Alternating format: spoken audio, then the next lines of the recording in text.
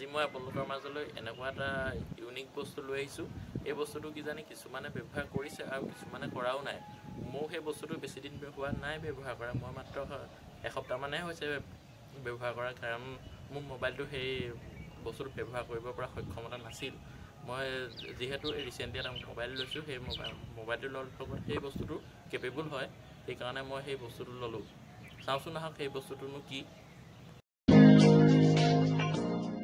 সেই ইউনিক বস্তুটো এডাল হ'ল এডাল ৱায়াৰলেছ চাৰ্জিং পেড, ইউনিজেন কোম্পানীৰ হয়। মই আপোনাৰ ইউনিজেনৰে আনিছিলোঁ আৰু বহুত কোম্পানীৰ পায়। ইউনিপেড 200 মডেল হয় সেইটো আপোনাৰ অভাৰ কাৰেণ্ট প্ৰটেকশ্যন, মেক্সিমাম আপোনালোকৰ 15 ৱাট চাৰ্জ দিব আৰু ফৰেন বডি ডিজাইন। সেইটো বিশেষ লিখা নাই, সেইটোৱে লিখা আছে। সেইটো যিবিলাক মোবাইল মানে আপোনালোকৰ ৱায়াৰলেছ চাৰ্জিং কেপেবল সেইখিনিহে ছাপোৰ্ট কৰিব। মই আপোনালোকক খুলি দেখাইছোঁ। অলৰেডি আনবক্স কৰিছোঁ বা আগত ইউজ কৰিছোঁ যে। এইটো হ'ল সেই চাৰ্জিং পেডটো, একদম পাতলা আৰু লগত এডাল আহে টাইপ চি কেবল। এইটোৱে হয়। এটা মানে মই এডাল ইউজ কৰা নাই, মোৰ যিটো মোবাইল চেমচাঙৰ লগত আহিছে type C to type C, সেইডালেই ইউজ কৰিছোঁ। আৰু মই এইটো ফুল পাৱাৰ দিবৰ কাৰণে এইটো 25 ৱাট এডাল গেন চাৰ্জাৰ লৈছোঁ, যিটোৱে পূৰা ফুল পাৱাৰ দিব ইয়াত। নহ'লে অলপ শ্ল' হ'ব পাৰে, এনেও শ্ল'ৱে হয়, এইটো 15 ৱাটহে দিয়ে মেক্সিমাম। এইডালেই হ'ল এমব্ৰেইনৰ 25 ৱাট গেন চাৰ্জাৰডাল। মেক্সিমাম 25 ৱাট লিখা আছে, কিন্তু কেবুলৰ সহায়ত লগালেহে আপোনালোকৰ মেক্সিমাম 25 ৱাট দিব পাৰে। এইডালে নিদিয়ে, এইডালে মেক্সিমাম 15 ৱাট দিব, কিন্তু অলপ আপোনালোকৰ পাৱাৰ লষ্ট হয় না, সেইকাৰণে আকৌ 15 ৱাটো নাহে। মই আপোনালোকক টেষ্ট কৰি দেখাম বাৰু মেক্সিমাম কিমান আহিব। ব'লকচোন সেইডাল আমি টেষ্ট কৰি চাওঁ। এতিয়া মই আপোনালোকক মোবাইলটো নৰ্মেল ৱায়াৰৰ সহায়ত চাৰ্জ কৰি দেখাম। 81% আছে ইয়াত। মোবাইলটো 81% আছে, ফুল চাৰ্জ হ'বলৈ 27 মিনিট লাগিব।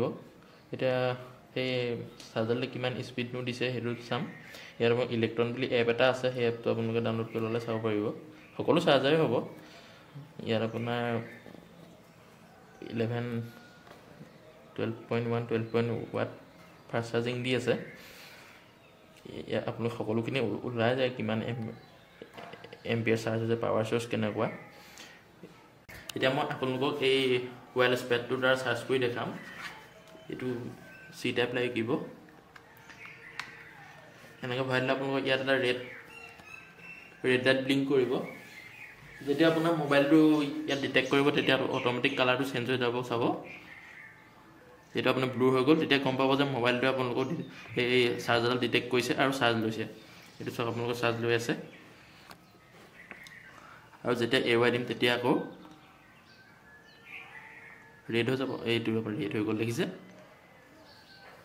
স্পীড চেম এডাপ্টাৰ, ইয়াত খালি অলপ শ্ল' হ'ব চাৰ্জটো।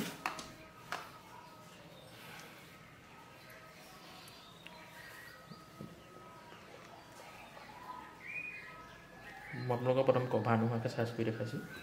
এইটো দেখিবলৈ পাইছে, ফুল চাৰ্জ আপোনালোকৰ 30 মিনিটত হ'ব, 82%। এতিয়া আপোনালোকৰ মই ইয়াৰ স্পীডটো দেখাম। ইলেক্ট্ৰন এপত গ'লোঁ, ইয়াত আপোনালোকৰ মাত্ৰ 6.6 ৱাট দি আছে, শ্ল'। দেখিছে, এই চেম এডাপ্টাৰ, কিন্তু এইটোত অলপ চাৰ্জটো কম হয়। লিখা থাকে 15 ৱাট, কিন্তু 15 ৱাট নিদিয়ে, খুব বেছি 7 ৱাট আহিল, মানে 8-9 ৱাট মানলৈকে আহি যায়। সেইটো আপোনালোকৰ এমএইচটো দেখাইছে, কিমান এমএইচ চাৰ্জ হৈছে এম্পিয়াৰত। এনেকৈ আপ ডাউন হৈ থাকিব। এতিয়া আপোনালোকক মই কভাৰটোৰ সৈতে চাৰ্জ কৰি দেখাম। এইটো হ'ল কভাৰ, আপোনালোকৰ চব কভাৰেই হ'ব, কিন্তু মানে বেছি ডাঠ কভাৰ হ'লে অলপ হেৰি হ'ব পাৰে, চাৰ্জ অলপ নহ'ব পাৰে বা শ্ল' চাৰ্জ হ'ব পাৰে। সেইকাৰণে আপোনালোকে পাতলা কভাৰ ল'বলৈ চেষ্টা কৰিব যদি এইডালত আপোনালোকে চাৰ্জ দিবলৈ বিচাৰে।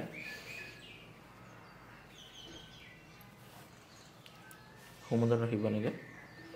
এই দেখিছে মোৰ কভাৰ সৈতে চাৰ্জ হৈছে এতিয়া আপোনালোকৰ 30 মিনিটে দেখাইছে এতিয়া মই আপোনালোকক স্পীডটো দেখাম আকৌ পুনৰ কভাৰত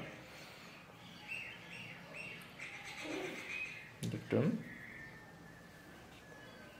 এইটো 6.7 6.6 7 8 এইটলৈকে কেতিয়াবা আহি যায় অলপ কম হৈছে এতিয়া আপোনাৰ চাৰ্জটো মোবাইলত যেতিয়া চাৰ্জটো অলপ কম থাকিব তেতিয়া আপোনালোকৰ অলপ স্পীডটো বাঢ়ে এতিয়া একদম চাৰ্জটো অলপ ফুল হৈছে কাৰণ অলপ স্লোকে আহিছে এইটোৱে আছিল মোৰ চাৰ্জাৰডাল নৰ্মেল চাৰ্জাৰডালতকৈ মই এই চাৰ্জাৰডালৰ ছাৰ্ভিচটো ভাল পালোঁ সেইবাবে আপোনালোকক মই এই ভিডিঅ'টো লৈ আহিলোঁ যিসকলৰ ওয়্যাৰলেছ চাৰ্জিং ছাপোৰ্ট কৰে সেইসকলে এই চাৰ্জাৰডাল এবাৰ ব্যৱহাৰ কৰি চাব পাৰে যদি মোৰ ভিডিঅ'টো চাই ভাল পালে সকলোৱে লাইক শ্বেয়াৰ এণ্ড ছাবস্ক্ৰাইব কৰি দিব এনেকুৱা ইউনিক ভিডিঅ' পাই থাকিবৰ কাৰণে